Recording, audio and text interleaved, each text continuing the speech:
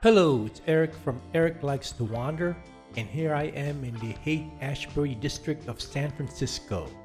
It's a nice day out, and I'm going to take a stroll around this historical area, which is the birthplace of the 1960s counterculture movement. And down there is the corner of Haight and Ashbury. Let's go there now. And here we are. I'm already tripping out by being here. I'm immersed by the liveliness, artistic freedom, and groovy culture that thrives in this area.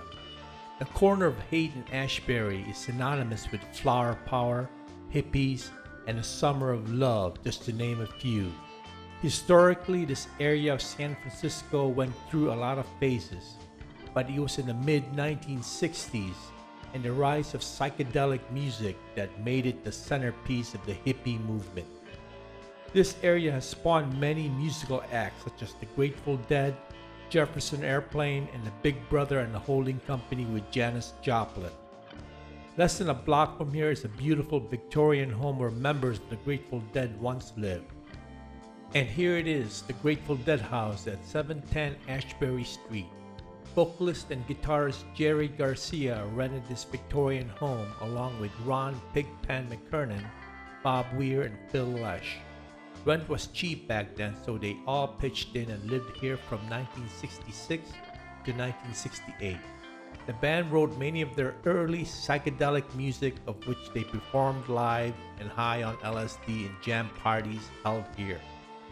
On October 2nd, 1967, cops raided this home and found a pound of marijuana, and several members of the band were arrested, but charges were later dropped.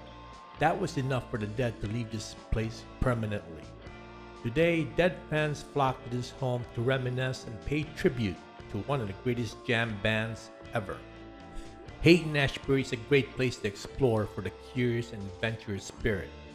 The interesting architecture, especially the colorful Edwardian and Victorian homes, artwork and graffiti are everywhere. So much to see here.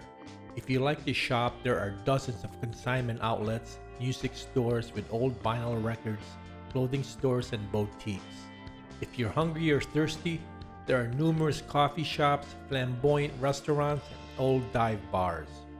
If you are ever in San Francisco, this place is a must-stop you'll remember forever.